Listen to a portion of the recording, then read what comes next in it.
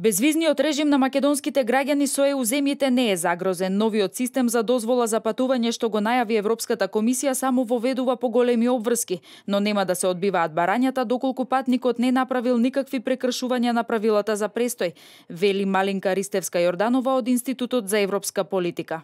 Не би значило, засегање во правото да влезете вие без виза. Не ви е потребна виза. Потребно е само да се регистрирате дека доаѓате. Влез може да ви биде одбиен само врз други основи. Со одредена причина, ако претходно сте го искористиле правото на престој врз основа на ова виза на безвизниот режим, тогаш може да ви одбијат влез. И во слични такви, ако имате одредени прекршувања, но основното право вие да влезете без виза не ви го укинува системот.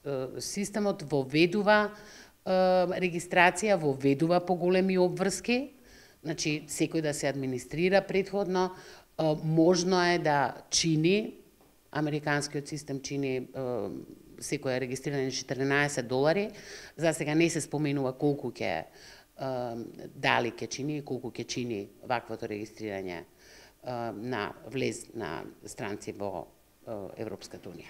Ристевска-Јорданова смета дека е малку веројатно ЕУ да го воведе овој систем до крајот на годинава како што е предвидено, затоа што дискусиите по ваквите прашања воопшто не се лесни во Европската унија. Овие системи бараат хранење и соработка од државите членки. Ова е нов предлог откако пред 3 години имаше предлог за сличен систем кој што не помина.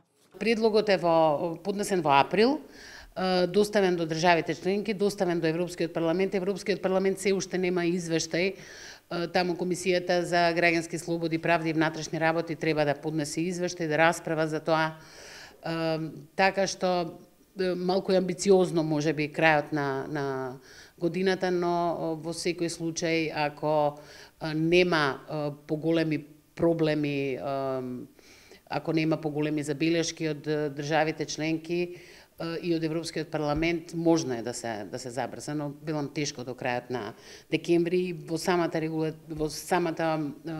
не регулативата, туку во информацијата е дадена проценка дека системот би се имплементирал до 2020 година. Според документот на ЕК од април годинава на кој би се заснувал новиот систем на ЕУ, граѓаните кои ќе сакаат да патуваат во Унијата ќе пополнуваат онлайн формулар со своите лични податоци и целта на патувањето, а потоа ќе треба да ја почекаат одлуката за тоа дали добиле или не дозвола за нивно патување. Ќе се собираат и биометриски податоци, отпечатоци од прсти и скенирање на лице. Барањето за систем на ваква контрола дојде од Берлин и Париз, кои сметаат дека информациите прибрани преку овој систем ќе ја овозможат на граничната полиција подобро да ги детектира ризичните профили на граѓани, кои сега многу полесно можат да влезат во ЕУ земјите на краток престој. Унијата го посочува безбедносниот аспект како мотив за воведување на овој систем, борбата против тероризмот и заштитата на надворешните граници, но медиумите го потенцира и финансискиот мотив поради проценките дека овој систем ќе го полни буџетот на ЕУ со 500 милиони до 2 милиарди евра годишно. Познавачите сметаат дека овој систем е начин ЕУ да се заштити и од злоупотреба на визната либерализација, која што во отсуство на можност да им понуди членство, Унијата ја доделува на голем број земји. Земји како Соединетите американски држави, Канада и Австралија веќе употребуваат вакви системи, вклучително и за граѓаните на ЕУ.